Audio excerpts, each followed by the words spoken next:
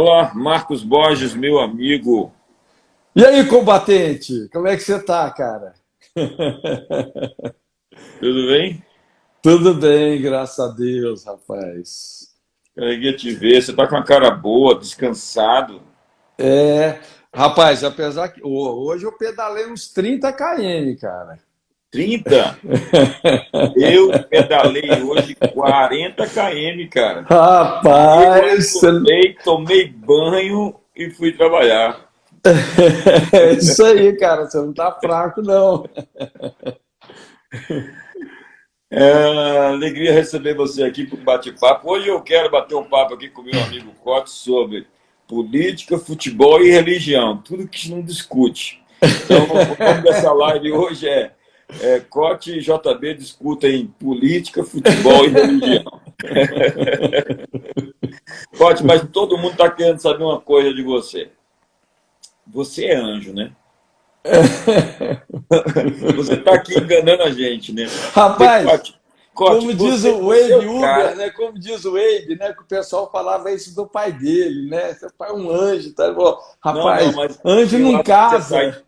você tá enganando a gente aqui na Terra, porque você, esse cara com essa profundidade que você tem, é extremamente humilde, é um cara inspirador. Você não fala mal de ninguém, Cote. Você é aquele cara que sempre está de prontidão, com um bom coração. Eu acho que você tá enganando a gente. Eu acho que você é um anjo, cara. Fala com a gente. Gente, para quem não conhece o Cote aqui que está no meu perfil, o Cote é meu amigo há 16 anos. A gente tem andado junto aí, todos os anos o Cote está com a gente aí 2, 3 vezes. Só não está porque a agenda dele não permite estar mais vezes. E a gente tem construído essa relação aí de longa data. E todas as vezes que tem alguma coisa que eu preciso de uma opinião sobre algo, sobre um assunto, eu ligo para o Cote.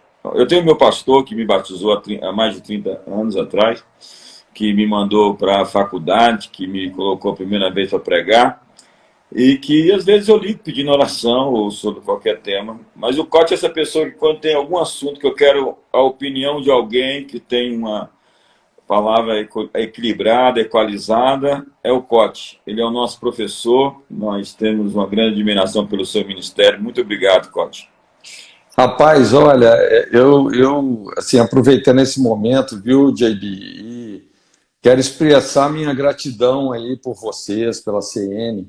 Cara, eu fico muito impactado. Cada vez que eu vou aí, rapaz, a igreja está numa dimensão mais elevada, não é? Eu gosto muito esse conceito que você tem aí de ter um púlpito atômico, tanto ensino, imersão, realmente é literalmente isso, né?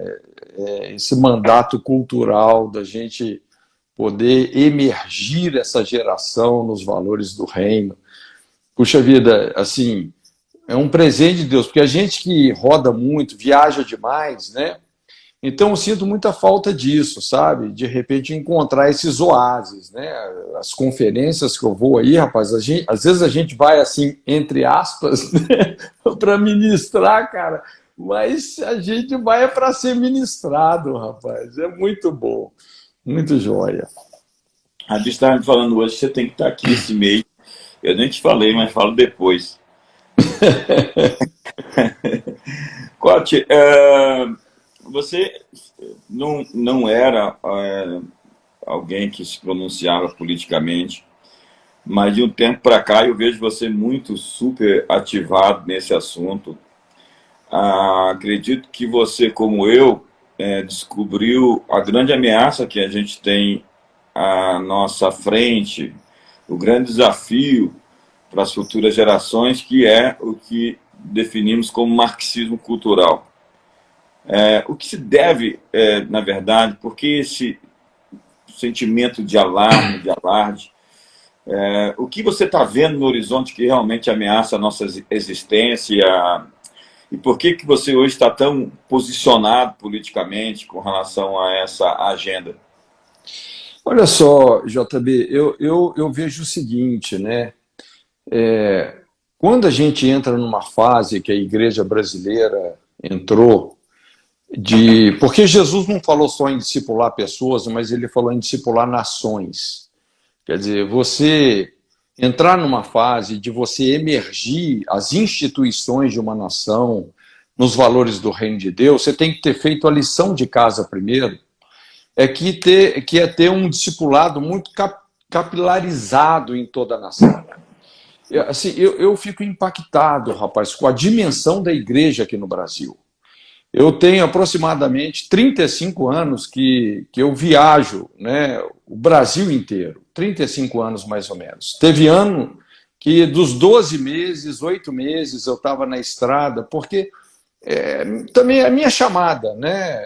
Quando a Bíblia fala que Jesus ia de cidade em cidade, aldeia em aldeia, não é? Pregando o reino de Deus, então eu dediquei minha vida a isso. Então, eu tenho uma chance de conhecer assim, um pouquinho melhor, não só a dimensão, mas a profundidade da igreja. Não é? Muitas vezes a gente não vê o que está nos bastidores, porque nem todo mundo tem a visibilidade que às vezes eu e você podemos ter hoje, por exemplo. Não é?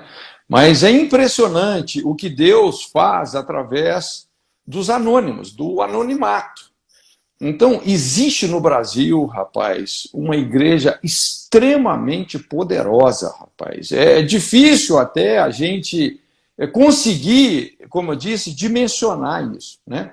Inclusive, o que está acontecendo na política hoje não é Bolsonaro, gente, um presidente que tem assim esse posicionamento do Bolsonaro, na verdade, ele só é uma resposta que Deus está dando para a relevância da igreja. Não é? Então, é o que Deus está fazendo. Então, eu sou um cara assim, muito antenado, né? A Bíblia fala que o coração do sábio vai discernir o tempo e o modo, né? Para todo propósito, há um tempo e há um modo. Então, eu sou muito antenado assim, em entender esse timing, né? Esse kairós de Deus. E a gente observa, eu acho que até nós acordamos um pouco tarde para isso, de certa forma, mas eu acho que foi quando Deus trouxe esse despertamento, que veio essa mudança aí profunda que aconteceu, né, na nossa geração, esse advento das redes sociais, que nos permitiu ter acesso, não é? Aliás, assim, hoje só fica na desinformação quem quer, não é? E quando a gente começa a tomar consciência disso, rapaz, assim, o meu espírito ferve, não é? O meu coração ferve quando a gente vê tanta injustiça, quando você começa a entender o que está acontecendo, né? Toda essa bandidagem e ladroagem que está acontecendo aí na política brasileira. Então, eu assim, encaro como uma coisa muito sagrada o exercício da cidadania.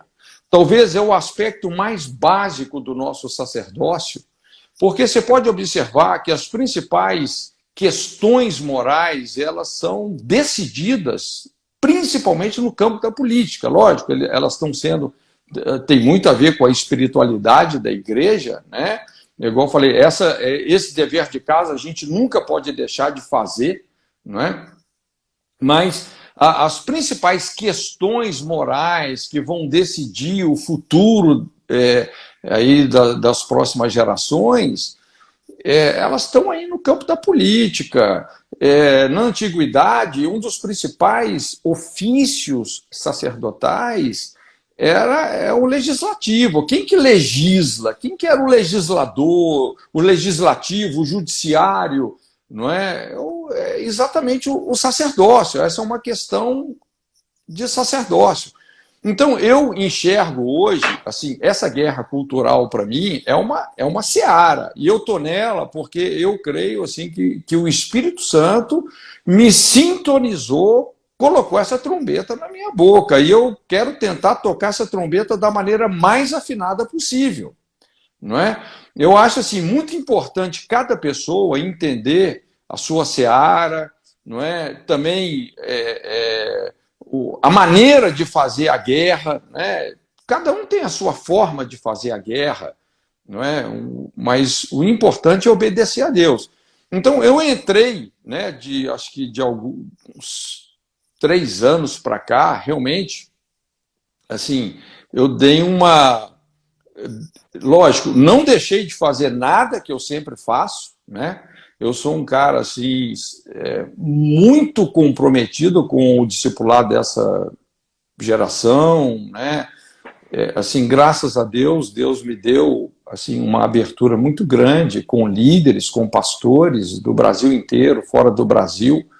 Você conhece lá esse programa que a gente tem, que é a IFOL, já passaram mais de 30 mil líderes por ali, não é? E não é uma conversa rasa que a gente tem com a liderança ali, não. Né? Não é uma conversa rasa, é uma conversa bem profunda. Nós temos em nosso DNA da Comunidade das Nações uma participação importante do trabalho do COT com a IFOL e todos os seus livros, seus seminários. É realmente impressionante como isso ajuda-nos a tratar com essas mazelas, arrancar os carrapichos, né? Mais do que isso, né? Fazer essas cirurgias, né? Que precisam ser feitas, lidar com esses males que afetam o corpo de Cristo. Mas ouvindo você, né? Primeiro, essa sua perspectiva de uma igreja viva que existe no Brasil, que eu também tenho a mesma consciência, o mesmo entendimento, eu conheço muita gente boa. Poderia falar aqui de dezenas, de centenas de pessoas que são poderosas nesse país, que influenciam de maneira positiva a agenda, pelo seu testemunho, pelo seu caráter, pela sua integridade, pela verdade que eles têm. E essa perspectiva do embate que nós estamos fazendo e que não é mais opcional ficar do lado de fora, já que a gente ficou por tanto tempo. Né? A gente está bem atrasado nessa ocupação apostólica. Foi Peter Brown que escreveu um livro No Buraco da Agulha, mostrando como que Constantino foi cercado no século IV, quando Constantino faz o Édito de Milão, né, e depois supostamente se converte. A gente não sabe se ele se converteu. O Cláudio Duarte diz que a gente vai ter 3 surpresas no céu. A primeira é: eu estou aqui.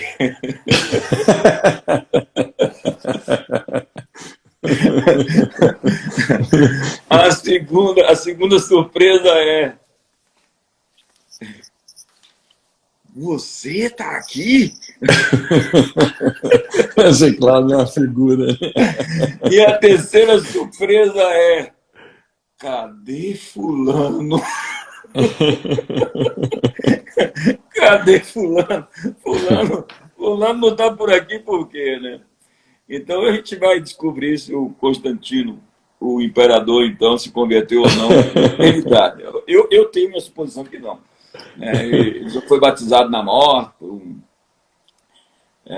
Eusébio da Nicobédia, aquela confusão toda do arianismo, né? Aquela coisa do Arius que promulgava que Jesus não era Deus, e aquela conversa fiada. Mas o meu ponto é: ele foi cercado por pessoas poderosas que eram cristãs, em todo lugar os cristãos estavam. Ele não tinha opção, o cristianismo fermentou o Império Romano. Mas é isso, JB, que a gente vê hoje, essa capilaridade da igreja em todos os segmentos da sociedade. Lógico, né? É importante também dizer que a igreja brasileira é uma igreja jovem, né? É uma igreja que tem muita força, é uma igreja ainda assim caracterizada por muitas imaturidades, muitos problemas, né? A gente vem assim de uma construção histórica que não é das melhores, não é? Se a gente fosse comparar com, por exemplo, a cultura anglo-saxônica norte-americana, né? Quer dizer, a gente vem de uma história um pouco mais difícil. Mas a igreja brasileira assim tem muita força, não é? Não é como hoje a igreja europeia, que você vê que já um útero envelhecido, algo, puxa vida, você dar luz em algo hoje ali na Europa é bem difícil, não é? Mas aqui no Brasil nós temos também as nossas imaturidades, as nossas adolescências, né? É uma igreja com muitos problemas. Inclusive, assim, há 20 anos atrás eu entrei muito para a área de aconselhamento por conta disso.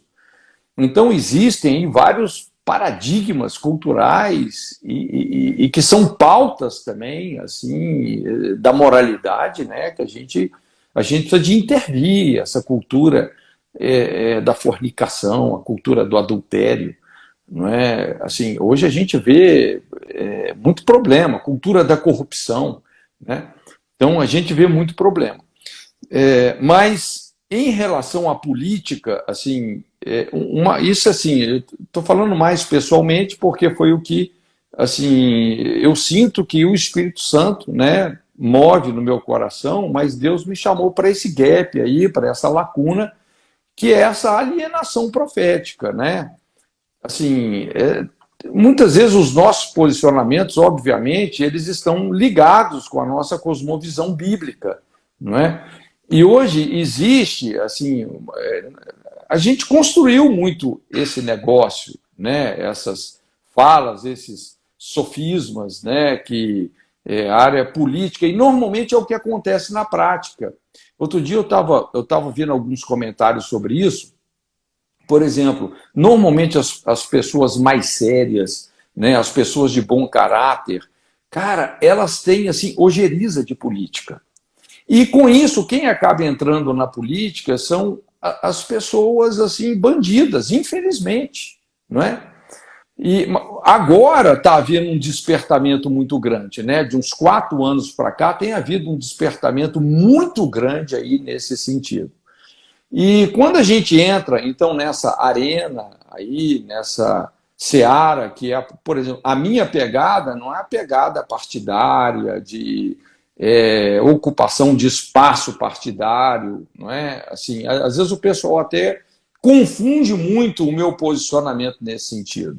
Mas a minha pegada é uma pegada mais da guerra cultural. Eu Valores. sou um atalaia, é guerra de valores, é guerra de alicerces, não é? Assim, é a igreja que vai determinar o que vai entrar e o que não vai entrar na nação. Nós vamos nos assentar nas portas da cidade, da nação, entende? Então, E eu quero... Eu sei que eu não tenho tanta voz assim, mas eu quero fazer o que Deus está me mandando fazer dentro desse exercício de cidadania, né? Eu quero ser fiel à minha geração nesse sentido.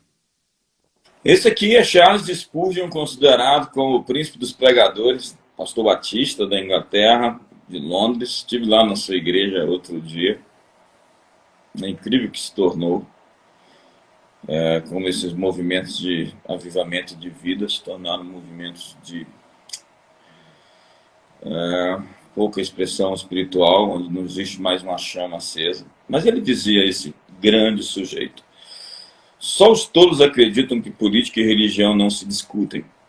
Por isso os ladrões permanecem no poder e os falsos profetas continuam a pregar. Então, essa questão acerca do marxismo, eu fiz agora no meu último discipulado, na quarta-feira, uma descrição que não foi completa, mas que foi uma introdução, sobre como, a partir dos idos de 1920, o progressismo político, né, mediante os sindicatos nos Estados Unidos, Jimmy Hoffa, todo mundo pergunta onde é que está Jimmy Hoffa, né, porque diz que a máfia, sindicato e máfia, parece que tem uma relação muito presente. E a máfia diz que colocou ele num caminhão de cimento e cimentou um prédio, assim, parece que ele faz parte de uma coluna de um edifício lá em algum lugar dos Estados Unidos. Meu Deus do céu.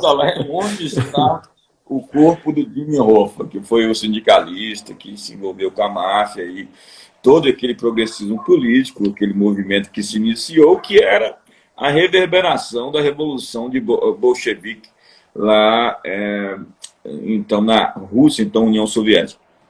Com isso surgiu a escola de Frankfurt, então Horkheimer, Herbert Marcuse, Adorno, Erich Fromm, toda essa turma foram se reunir e pintaram um quadro de que o grande inimigo era a civilização ocidental judaica cristã.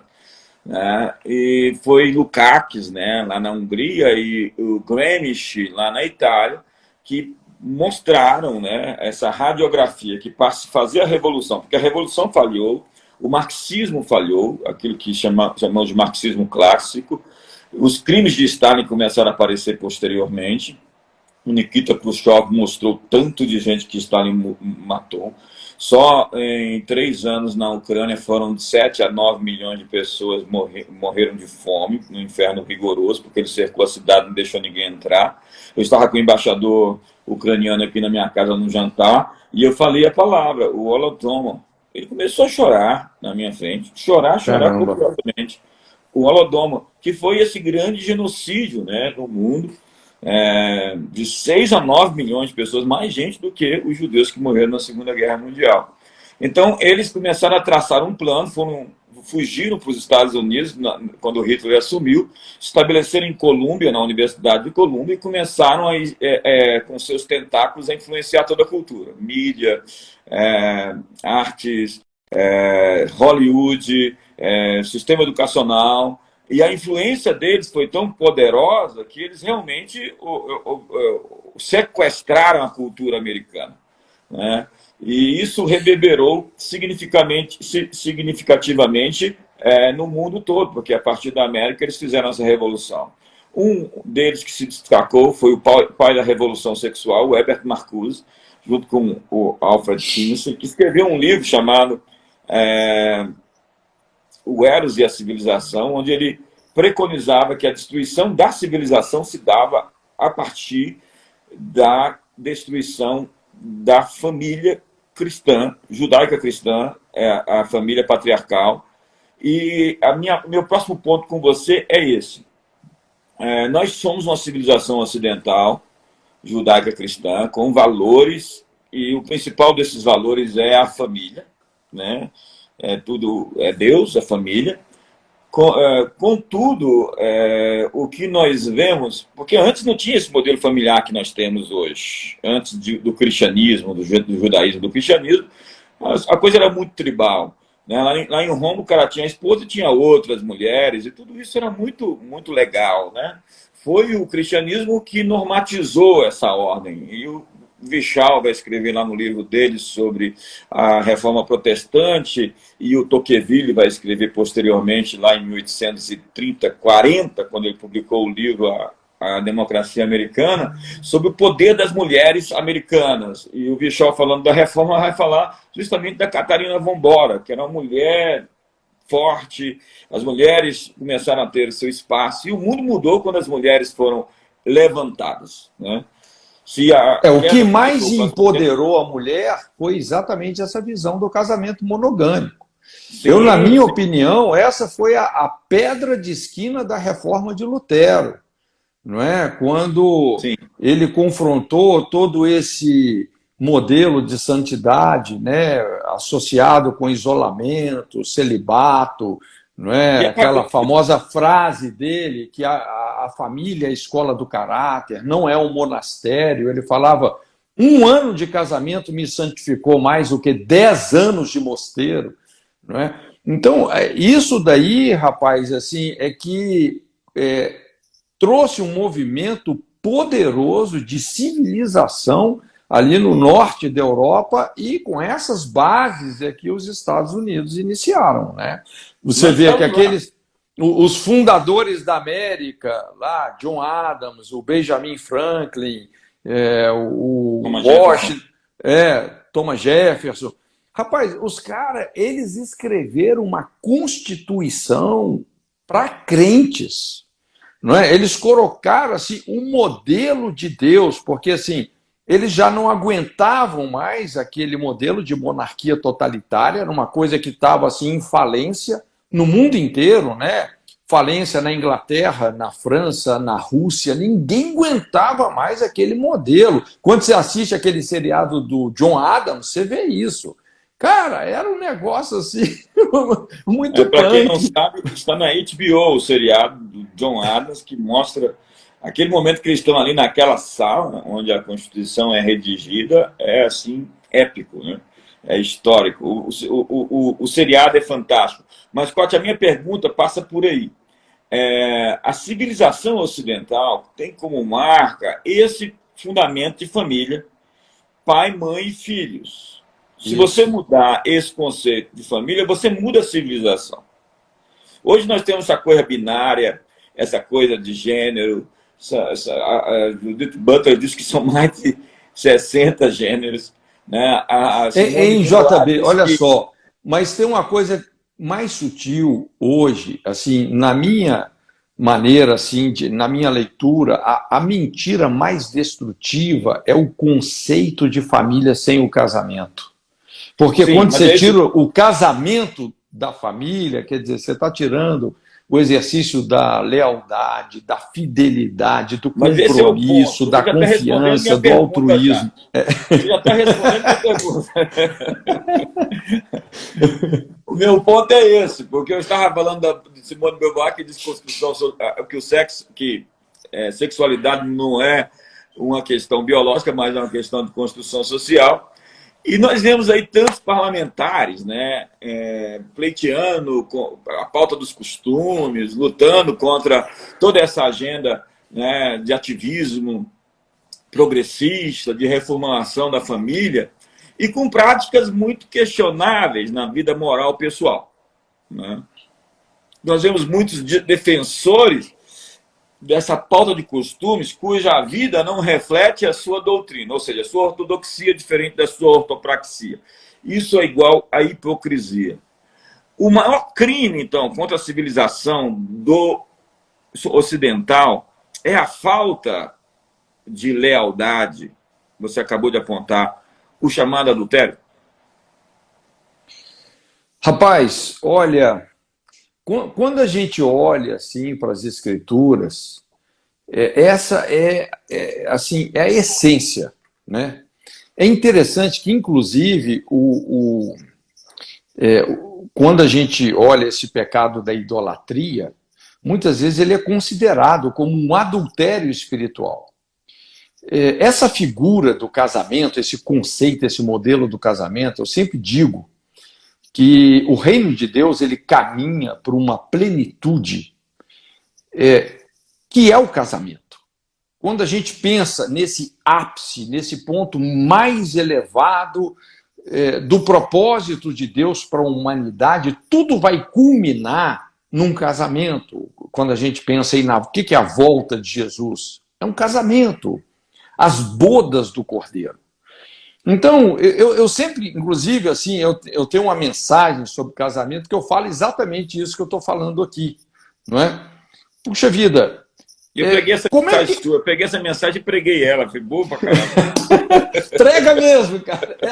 Essa daí, rapaz, olha, eu já perdi as contas das vezes que eu já preguei, cara, porque, cara, esse é o ponto. Tem ponto, cara, que a gente tem que bater e rebater, né? Mas veja bem, cara, como é que eu posso saber, cara, que eu estou pronto para a vinda de Jesus, né? Malaquias fala lá, quem suportará o dia da sua vinda? Quem subsistirá quando ele aparecer? Ele vai ser como fogo do ourives, a potássea dos lavandeiros. Então, como é que eu posso saber se eu estou pronto ou não para a vinda de Jesus? Cara, pelo meu casamento. Se eu não posso ser fiel à minha esposa, como é que eu vou estar nas bodas do Cordeiro? Entende? Então, assim, e aqui, quando eu costumo dizer, JB, assim, que nós podemos resumir a cura de uma sociedade no casamento, com esse conceito do casamento. Eu gosto de estudar muito, assim, sociologia, mas empiricamente, eu estudo empiricamente. Porque como a gente atende, eu já tive épocas, cara, que eu atendia 4, 5 pessoas por dia. Então você começa a ter assim, um discernimento microsocial, porque quando você faz esse atendimento, às vezes você está observando não é só a vida da pessoa, mas é a história dela, o estilo de vida dela, o sistema familiar dela numa perspectiva geracional. Né? Então aos poucos, você vai construindo um discernimento microsocial e quando, né, depois você projeta isso para o macro, você começa a perceber o que está acontecendo na sociedade. Não é? E você pode observar toda a tragédia que a gente observa hoje, se você for mapear essa tragédia, tudo deriva de um casamento destruído de uma família que se disfuncionalizou, uma infância desprotegida. É sempre por aí. Então, a morte do casamento vai redundar em todas essas práticas imorais da sociedade, no sentido sexual. Com certeza. Simplesmente a consequência é o fator colateral de um casamento que não subsiste, que morreu. Inclusive, JB, assim, é uma coisa interessante, né? Eu tenho uma aula sobre adultério, curando a ferida do adultério. Assim, esse é um assunto delicado e muito extenso. Até o pessoal que tiver interesse, depois pode pegar esse livro que chama Conflitos Conjugais, a Lei, a Moral e o Divórcio. Porque essa aula está todinha lá, um dos capítulos, é um capítulo, inclusive, grande do livro, né? Está essa aula. Mas o que a gente observa, né? Assim, o que acontece muitas vezes no aconselhamento? As pessoas elas te procuram com uma série de pretextos. Ah, puxa vida, pastor, eu preciso de ajuda, porque o meu marido, antes ele era crente, agora não é mais, não quer mais vir na igreja. Que você vê, a pessoa começa a se marginalizar espiritualmente, ou a pessoa começa a ter um problema assim, temperamental no relacionamento, de repente uma obsessão por ciúme, desprezo, competição, aqueles desentendimentos crônicos. Pastor, lá em casa agora é só briga, antes a gente se entendia tanto, mas agora é só briga, não é? Ou, de repente, assim, acabou a vida sexual, a pessoa começa a ter aversão sexual pelo cônjuge, ou os filhos começam a ser sexualmente atacados, passar por situações de abuso. Então, uma série de coisas que vai acontecendo, que quando a gente vai aprofundando a conversa ali no aconselhamento, onde é que a gente chega? Num adultério oculto. A gente chega numa situação assim, ou tipo assim, nosso problema é financeiro. Nós nunca tivemos problema com finança, agora nós estamos tendo problema financeiro. É a capa de Acã. Exatamente. Né? Aí são essas mordaças morais, não é? Assim, a primeira e mais básica mentira de Satanás, cara, é que pecado não tem consequência. Não é? Por isso, assim, que eu acho assim, muito perigoso hoje, JB, a gente vê assim, um certo ensino que eles chamam aí de hipergraça ou supergraça, não é? Que Jesus já morreu, então todos os pecados estão perdoados. Mas, rapaz, nós não podemos desvincular o pecado de um banquete de consequências. As consequências vão vir. E muitas pessoas elas só acabam assim descobrindo isso, lógico, num aconselhamento, porque muitas delas, infelizmente, estão numa bolha de ignorância espiritual. E quando você começa a mostrar para elas como o mundo espiritual realmente funciona, é impressionante como essas pessoas expressam um arrependimento, uma reconciliação, porque assim, a restauração de um adultério não é uma coisa simples. Não é só falar assim, eu já acertei com Deus aqui. Não funciona assim, não. Você tem um caminho que a sua faca ela vai profundo, né? Que você vai ali onde tem que ir. E que tem gente que, de certa forma, resiste a essa ideia desse tratamento mais profundo. Falta temor de Deus nesse povo? A base fundamental não seria o temor de Deus? Ou o pessoal não sabe fazer conta? Porque quando você abre a porta para um espírito de adultério, você vai afetar seus filhos. Davi é o grande exemplo. Davi é o grande exemplo do que se aconteceu. A conta de Davi foi muito alta. Meu Deus do céu. E as pessoas pensam que foi banalizada essa questão sexual, essa questão da traição, da fidelidade conjugal. Será que as pessoas não podem viver uma vida de sacrifício, de espinho na carne? Eu não estou feliz no meu casamento. Então viva com sua esposa. Você pode virar essa chave, comer muito sal junto e lá na frente viver uma vida feliz. Buscar a Deus, ter uma vida intensa com Deus, vai fazer você virar essa chave. Casamento, eu estou casado há 26 anos vou fazer de casamento. Nem sempre o casamento é o ideal do que você gostaria, né? Obviamente que eu não vivo no inferno. Aqui vivo mais o céu do que o inferno, né? Mas, de certa forma, tem Rapaz, momentos Deus assim, foi mais muito difíceis. misericordioso com você, JB. A Dirce não existe, cara. Deus foi muito bondoso com você. Deus teve misericórdia de você, cara. Acaba comigo mesmo. Eu casei com a mulher mais generosa desse mundo, é verdade. Né? Se a Diz estiver brava, você está errado. Se a Diz ficar brava, se alguém não gosta da Diz, eu quero dizer que você está errado, porque você não tem como gostar dela. Mas a questão é, o meu ponto é, eu sou fiel à minha esposa, viu, Cote? Porque primeiro eu sou fiel a Deus.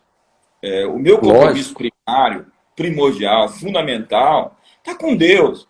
Em segundo lugar, eu sei fazer conta. O Eu já vi casamento, essa ele é um conta. Eu estou há reflexo mais da de nossa 30 e salvação. tantos, 30 e tantos anos vendo essa história. E eu vejo no que dá, entendeu?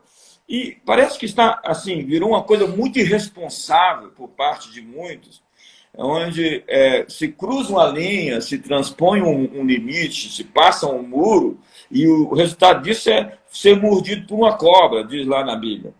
E aí depois as pessoas Nossa. estão. Eu acabei de aconselhar um rapaz aqui que chegou. Eu não gosto mais do cheiro da minha mulher. Aí eu falei para ele, me conta as histórias. Qual é o ponto? O cara estava vivendo um adultério. E aí Mas você você lembra fala que eu assim, falei por que que cria exatamente uma isso? aversão? Por que que cria uma aversão? Porque É, você chamou o diabo para dormir com você. Você isso. tá oprimido, Maculou o demonizado. Você pode não leito. estar endemoniado, mas você está demonizado. Sim. Maculou o leito. Não é? Esse leito maculado, essas máculas, cara, isso são espíritos. Isso é Novo Rapaz, Testamento. Isso é Novo Testamento. O leito com mácula, porque Deus vai julgar todo adultério. venerado seja o matrimônio acima de todas as coisas, quanto aos adúlteros e impuros, Deus os julgará. Veja bem que isso é uma coisa muito séria, não é? Porque é aquilo, JB, puxa vida, esse protocolo, que é o protocolo de crescimento de uma sociedade, que é o casamento. Deus é o criador, mas nós somos os procriadores. A responsabilidade está conosco. Então, esse protocolo, que é o matrimônio, cara, rapaz, o que nós estamos legando para a nossa descendência? Não é? O que nós estamos deixando para eles? E a questão é como Então, você será lembrado, né? E a sua autoridade moral para poder pregar, para poder dizer, imite a mim como eu imito a Cristo, né? A sua relevância está, a sua autoridade está na sua conduta. Jesus pregava como quem tem autoridade, porque ele era a própria mensagem encarnada. E o que eu vejo hoje, e eu quero partir para um outro ponto aqui, primeira Timóteo capítulo 5, verso 19 e 20. Vamos trabalhar a partir do 20 indo para o 19. Vamos ao contrário. Primeiro, repreende aqueles que vivem na prática do pecado perante todos, para que os demais também temam. Essa exposição, às vezes, se faz necessária, Coach?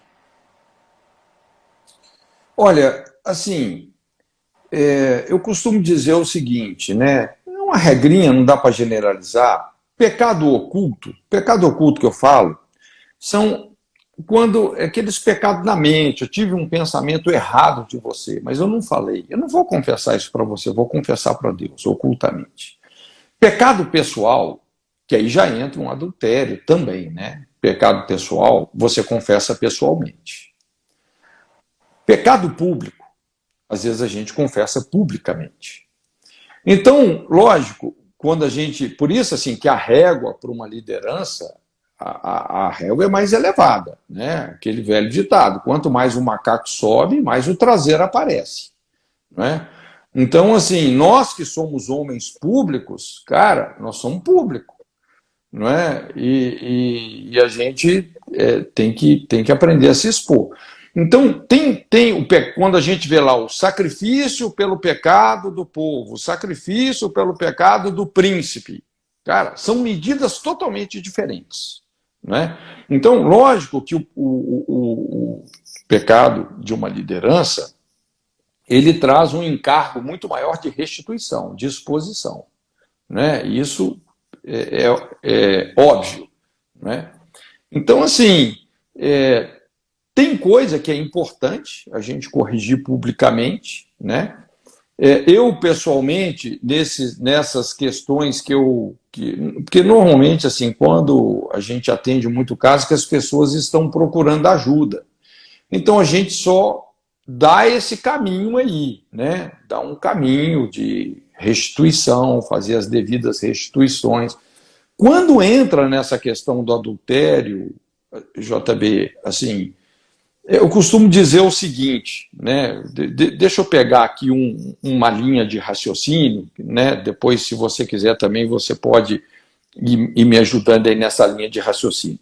Mas um livro na Bíblia que eu gosto, que eu uso como referência sobre esse assunto, é o livro de Oséias. Então, qual que é o contexto de Oséias? Deus estava tratando com o adultério da sua esposa. Então, como que o próprio Deus fez? Né? Como é que Deus lidou com o adultério de Israel, com o adultério de Judá?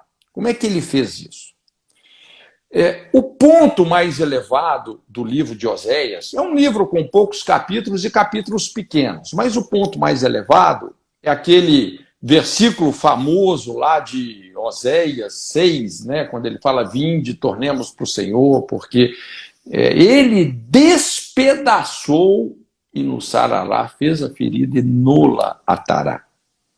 E aí ele fala, né, sobre um tempo de convalescença, depois conheçamos e prossigamos em conhecer o Senhor. Veja bem, a dinâmica desse conheçamos e prossigamos em conhecer o Senhor. Mas quando a gente pensa sobre a terapia, porque Deus aqui está propondo uma terapia, ele falou, ó, eu tenho a terapia para curar essa ferida do adultério. E ele fala sobre isso. Despedaçar para sarar, fazer a ferida para depois costurar. Bom, resumindo isso, numa única palavra, a palavra é cirurgia. Quando você lida com a ferida, uma ferida de adultério, é uma ferida que fica tão internalizada que ela demanda uma abordagem cirúrgica. E por isso, assim, que, puxa vida, você precisa de ter um certo know-how, uma expertise. Não é? Quando você pensa assim num cirurgião, puxa vida, tem que ser uma pessoa hábil, uma pessoa treinada. Não é? Mas, então tem que abrir o negócio. Vai ter que abrir. Quando você pensa numa cirurgia cardíaca, por exemplo, você literalmente, é o que o texto fala, você despedaça a pessoa. Eu já vi assim na televisão, que eles chamam cirurgia a céu aberto, que abre o peito do cara, coloca até um alargador, tira o coração para fora, bota para dentro, né? Rapaz, pensa num negócio traumático. Cirurgia é trauma. Não tem como você curar de fato uma ferida de adultério sem um processo cirúrgico. Cara, é fácil você confessar um adultério, você se arrepender genuinamente do adultério, fazendo as devidas restituições, porque isso respinga longe, não é? Principalmente quando envolve assim, uma posição de liderança.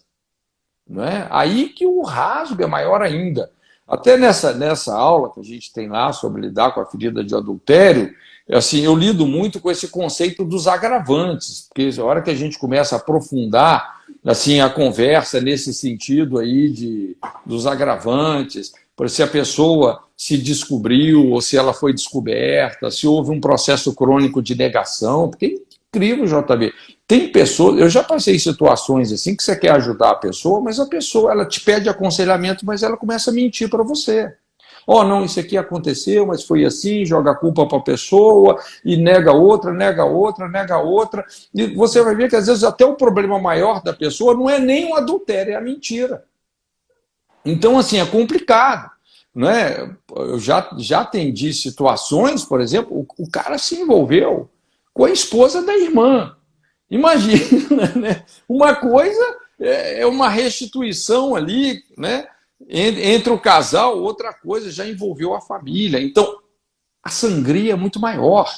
É mais não é? fiel aos seus hormônios, suas glândulas, né, suas paixões. Cote, você falou uma coisa tão importante aí sobre essa questão da exposição. Mas a exposição não se dá naturalmente. A gente tem lá o exemplo de Simei, que fica jogando pedra em Davi, e tem uma questão de Natan, que são dois arquétipos, né? Eu acho que ninguém quer ser o arquétipo de Simei, ninguém quer encarnar isso. Mas essas pedradas são inevitáveis. Quando você lê o capítulo 5, 6 e 7 de Provérbios, você vai ver ali, talvez, o tema melhor condensado, falando da mulher estranha, não te deixes prender pelas suas olhadelas, o marido que chega na lua cheia, é tudo muito emblemático, né? Tomará alguém fogo no seu seio e não se queimará. Se olha só que coisa forte isso. Descrevendo o adultério. Rapaz, você vai pôr brasa nas suas vestes e você pensa que você não vai sair queimado de um negócio desse, cara. Para quem está nos assistindo, olha, é só fazer conta. O estrago nos filhos, a herança, como você será lembrado. E tem todo um peso, porque se você for pensar biblicamente, isso acarreta problemas financeiros, acarreta problemas físicos, hormonais. Inclusive, em JB, só um parênteses aqui também, que essas coisas que eu estou falando, elas são bem empíricas, isso é observação, é científico, porque são estudos de caso que a gente atende estudando, não é? Mas é interessante, rapaz, hoje, assim, a gente tem visto muitos pastores pifados no ministério, inclusive alguns chegando até à beira de suicídio. Eu não quero generalizar, tá? Não quero generalizar aqui, mas eu estou falando assim, na nossa experiência, porque não sou só eu que faço atendimento, é uma escola, né? Nós temos lá, puxa vida, dezenas de pessoas, né, que trabalham aí nessa dinâmica. Mas é muito comum a gente ver, porque nós falamos do tempo do apedrejamento, ele acaba vindo, mas talvez o pior, sabe qual que é o pior de um adultério? É a mordaça, é a lei da mordaça. Quanto mais essa pessoa fica com a mordaça, quanto mais ela consegue assim ocultar e viver uma dinâmica de um pecado oculto, é o Salmo 32, inclusive é o que Davi viveu. Quanto mais ela faz isso, mais ela adoece. Então, o que acontece hoje? Tem muito líder que o cara está deprimido, o cara está doente. Não é? O cara não é só emocionalmente, ele está organicamente doente, cara. Espiritualmente, você vê assim que o cara anda de tanque vazio, literalmente. E quando você aprofunda a conversa, cara, onde é que você vai chegar? Você vai chegar num pecado sério assim. Entende? Então, às vezes, eu até acho menos pior o cara sofrer um apedrejamento, porque de repente aquilo ali já vem à luz, né? Ele ser até... Quanto mais rápido o cara é exposto, sério, mais tempo, vamos dizer, mais chance. Você fala duas coisas muito interessantes. Primeiro, é melhor você ficar vermelho por um tempo do que ficar amarelo a vida inteira. Amarelo a vida inteira. E a segunda coisa que você me disse isso hoje, sobre a questão da porta estreita. Né? A porta é estreita, mas o caminho é curto. Né? Jesus ficou na cruz 6 meses, 6 horas. Né? O caminho é estreito, mas 6 anos na cruz. Né? Ele fica ali crucificado, tentando sair da cruz, né? Fica assim meio desarrumado na cruz e não morre nem vive. Ele fica ali naquele estado, porque não tem a coragem. Obviamente, é uma palavra também sua, que você diz que toda libertação envolve uma dose de humilhação. E essa humilhação é você reconhecer realmente que você falhou, né, para as pessoas que você feriu e que necessariamente são as mais próximas, as que mais confiaram em você e que você realmente estragou muita coisa. E quando você reconhece isso, é o princípio da cura. Então, você que está nos ouvindo aí, sei lá, se você está assistindo agora ou depois, E você precisa de ajuda, você que está envolvido aí nessas treitas, nessas agendas escondidas. Satanás, ele é o senhor das sombras. Ele é o Deus das trevas. Então, se existe sombra, escuridão, se está escondido, ele é senhor daquele negócio. Isso. Quando se traz para a luz... Ele é o príncipe das trevas. Exato. O diabo é o príncipe das... Veja bem que quem deu essa autonomia e essa, vamos dizer, qual que seria a palavra para isso aí, essa jurisdição para o diabo, não é? Foi Deus. Jesus falou, ele é o príncipe das trevas. Tudo que está em trevas está debaixo de uma jurisdição maligna, demoníaca, não é? Mas o princípio é esse, né? Até assim, de forma bem resumida, porque a questão maior de alguns pecados não é você lidar com a culpa do pecado, mas é você lidar com as consequências. Né? Lidar com a culpa é fácil, porque a pessoa, se ela arrependeu mesmo, JB, se ela arrependeu mesmo, Deus perdoou. Mas as consequências, cara, quer dizer, essa pessoa semeou um campo de injustiça muito amplo. É muita gente que vai sofrer. Agora, vamos entrar num ponto aqui bem importante. Sim. A questão da restauração do líder, né? Eu tenho os meus critérios, eu tenho a minha equipe, eu tenho o meu pessoal que restaura pessoas em condições de liderança, em posição de liderança, que se envolveu aí com essa escuridão. E para nós, o agravamento está realmente em ser descoberto, né, na extensão, na continuidade da ação, mas tem muito a ver com essa questão relacionada o compromisso que ele assumiu. Eu perdi o fio da meada, gente. O que foi isso?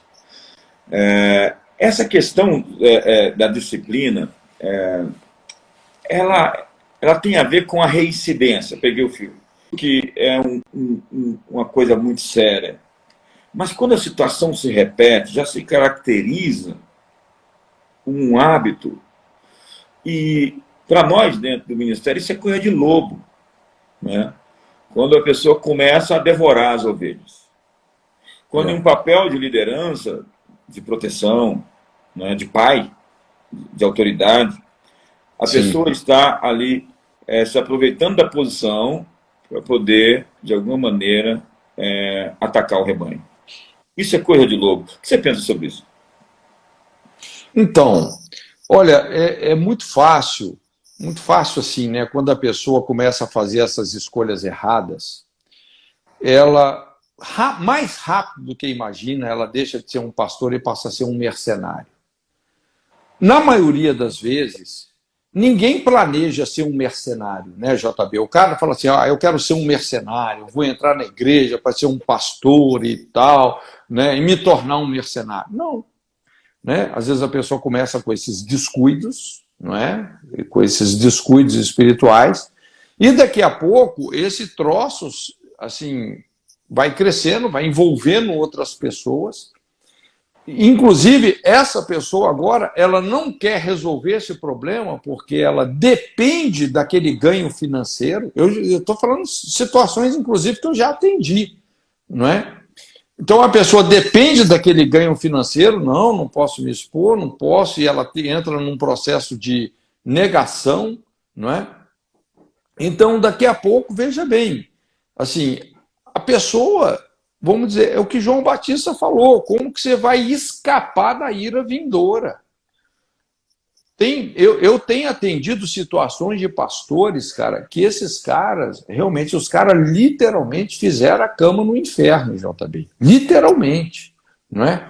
E por isso, assim, que quando eles decidem realmente, assim, resolver a coisa, como a coisa tem que ser resolvida, rapaz, a gente vê tanta restauração linda, por isso que eu até pessoalmente, eu não tomo, principalmente quando é um adultério esporádico, eu não faço disso um pretexto para um divórcio.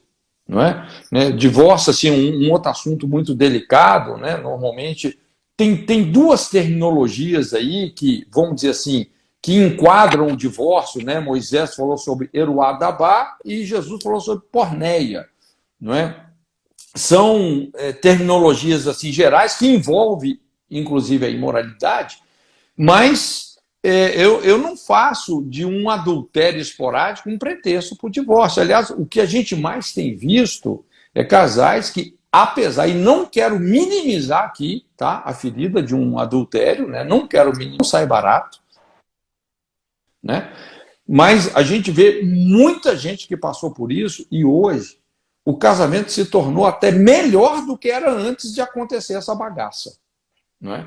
Então é importante a gente entender que Deus também... Nós estamos num negócio de restaurar pessoas. Não dá para jogar fora as pessoas. E também não dá para abrir mão de Deus tem um plano para aqueles que saem do plano. Líderes importantes que caem no erro, né? Numa situação específica, né? Porque a gente não pode simplesmente ser tão cruel no sentido de dizer que o sangue de Jesus não pode restaurar as pessoas que caíram, né? Os feridos do nosso meio. Então, eu entendo que a gente tem que ter esse olhar de compaixão. Obviamente, se a pessoa sistematiza isso, faz disso uma prática, ela se torna um buraco negro, né? Ela suga tudo e destrói tudo ao seu redor. A gente tem que separar o incidente, né, o acidente, a situação. Cada caso é um caso, né, a gente tem que medir, porque não dá para colocar tudo no mesmo saco, entendeu? E achar que todo mundo é todo mundo. Né? Existem situações específicas. Eu queria ler o verso 19 que eu prometi que ia ler, porque a gente já tem uma hora que está aqui, Cote. Não aceite acusação contra um presbítero. Não aceite acusação contra um presbítero sem que seja confirmada por 2 ou 3 testemunhas. Então, o que o texto está falando também é que não pode ter a questão do denuncismo como uma coisa de que aconteceu e as pessoas...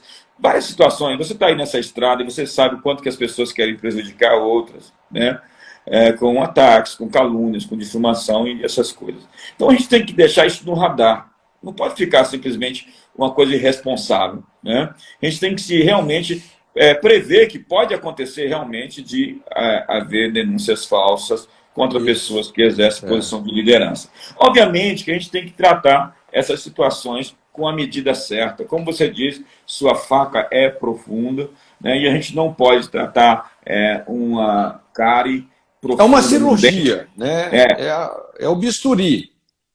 Tem que lidar com a situação de acordo com o seu mal. Tem que arrancar o câncer, e se tiver metástase, qualquer coisa nesse sentido tem que ser realmente tratada com a devida responsabilidade, né? Mas para terminar, Cote, eu quero falar 3 coisas. A questão de uma plataforma de ajuda para essas pessoas. Eu acho que tem muita gente querendo ser ajudada, e você tem lá a sua escola, o seu pessoal, e a gente sempre está sendo procurado por gente também, e a gente quer disponibilizar nossas equipes, nosso pessoal para as pessoas que querem apoio, ajuda, né? Querem de alguma maneira se livrar dessas sombras. E eu estou realmente pensando numa plataforma para ajudar pessoas, tanto digital, nesse sentido de colocar alguém... essas coisas têm que virar ministério. Ministério é apoiar, ajudar pessoas, é assistir pessoas, é curar pessoas. Você já tem esse grande trabalho da IFOL, e eu acho que a gente podia estender isso de uma maneira ainda maior. Mas a questão... Inclusive, assim, em JB, só um parênteses aqui, porque eu acho legal assim, essa plataforma que a gente tem, primeiro porque, na verdade, não é IFOL, não é um curso, não é isso, né? Na verdade, é você emergir a pessoa num conjunto de verdades, de princípios, que expressam a ordem absoluta de Deus. E o legal, por exemplo, assim, que quando você proporciona isso, né, e muita ficha vai caindo, e essas coisas elas vão fluindo, não é? Porque quem nos convence do pecado, da justiça, do juízo é o Espírito Santo. Isso não adianta a gente querer descer goela abaixo. Às vezes eu recebo pessoas na IFOL que o cara fala assim: ó, minha igreja me mandou aqui, cara, uma disciplina. Eu falei, cara, se você não tiver aqui de coração, por favor, não fique. Não fique, não é assim, cara. Não funciona desse jeito. Agora, por que a gente tem, pela misericórdia de Deus, JB, a gente tem tido muito êxito, assim, nesse sentido de restauração de casamento familiar, porque, assim, as pessoas, elas vêm, elas vão absorvendo essas verdades, o Espírito Santo vai trabalhando, não é? No coração delas, e parte de uma decisão delas. E elas entendem, né? A gente ensina sobre o arrependimento, né? Porque não existe arrependimento 99%, 100% não é, uma decisão de nunca mais fazer, acabou. Então, tem certas chaves que você vira na vida da pessoa com ensino. Eu não gosto, por isso assim, você me conhece, a gente desmistifica muito esse conceito de libertação. Eu não gosto do conceito de libertação desassociado do ensino bíblico. Porque isso não é uma mágica, não é um misticismo que você faz, não é uma super oração, muito pelo contrário. Você só é um facilitador ali. E se a pessoa pode fazer um Mayfall ou qualquer outro curso, fazer 300 vezes, entra num ouvido e sai no outro. Agora, se a pessoa interage com aquelas verdades, cara, o evangelho realmente funciona, né? O evangelho funciona. Se você prega sobre riqueza como uma vida de generosidade, né, de semeadura, o evangelho funciona. Se você fala de cura, de libertação, o evangelho funciona. Se você fala de restauração e perdão, o evangelho funciona em qualquer tema que você pregar o evangelho, ele vai funcionar. Mas tem essa condição básica, né, que aponta o apóstolo Tiago, ser depois praticantes da palavra e não somente ouvintes, enganando-vos a vós mesmos. E não quero saber o quanto as pessoas sabem de Bíblia. Tem muita gente que sabe muito de Bíblia. Quer saber o quanto elas praticam o que sabem, né? E nessa hora, né, da tentação, da luta, da prova, que você é atestado ou é reprovado. Você faz a prova, você passa de fase, você passa de grau, você é promovido. Você faz a prova, foi reprovado, então... e o drogado, ele é liberto quando ele recusa a droga. E o viciado em pornografia, ele é liberto quando ele recusa a droga também, que é a pornografia. Malaquias diz, eu, o Senhor, odeio o repúdio, e o que cobre de violência suas vestes. Em suma, Cote, o que eu vejo, que o mais afetado não é a mulher vítima do adultério, nem o homem vítima do adultério, são os filhos. Porque os filhos crescem sem esse referencial, tão machucados pela irresponsabilidade dos pais. Então tem muita gente, assim, você vai nos consultórios de psiquiatria, principalmente psicologia hoje, e chega o psicólogo para você, e eu ouvi muita gente sair da igreja, se desviar e abraçar comportamentos errados, porque o psicólogo diz para ele, faça o que é bom para você, se divirta, seja feliz, você já viveu muito para os outros, é hora de você viver para você. Isso é o oposto do que preconiza a fé cristã. Nós vivemos para servir os outros. Nós somos felizes nos outros. Eu sou feliz nas minhas meninas, sabe? Eu sou feliz... Nossa vida só tem sentido no outro, cara. É a lei do amor. É o segredo de uma vida realizada, é amar. Não é ser amado. E eu vou repetir, se você vive um casamento infeliz, isso é só uma fase. Você pode superar esse momento, passar esse momento. Se você perseverar em fé, em Deus, você vira essa chave. Entendeu? Como eu disse, o casamento não é um mar de rosas sempre, né? Eu vivo muito feliz, graças a Deus. A cada ano eu sou mais feliz. Eu sou, o vinho mais velho é o melhor vinho, né? E nesse caso, quanto mais tempo você vive do lado de alguém, que você é um instrumento de cura para ela, e ela é um instrumento de cura para você, mais você se aperfeiçoa, mais vocês se entendem, mais vocês se percebem, mais vocês se discernem. E mais vocês aprendem a se conhecer, porque a vida é um conhecimento. Eu estou conhecendo coisas da vida que eu não conhecia antes. Na verdade, ela está se superando, viu, Cote? Ninguém segura essa mulherada mais. E agora essa mulherada quer mandar na gente, elas agora acham que descobriram o mundo. E o mais lindo de tudo é ver ela se descobrindo, entendeu? Ela que legal, né? Se tornando a pessoa que ela nasceu para ser. Isso é a felicidade de você ver seus filhos crescendo, sua esposa crescendo. E como eu disse aqui, o pilar da civilização ocidental é a família cristã, a família pai, mãe e filhos. E o que fere essa estrutura, essa célula, essa tessitura, é a deslealdade, a infidelidade.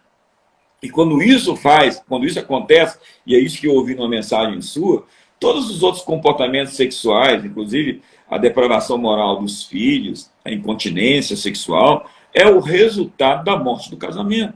Então, nós não temos força moral para pregar contra essa agenda de costumes, esse marxismo cultural, se a gente não for gente de família.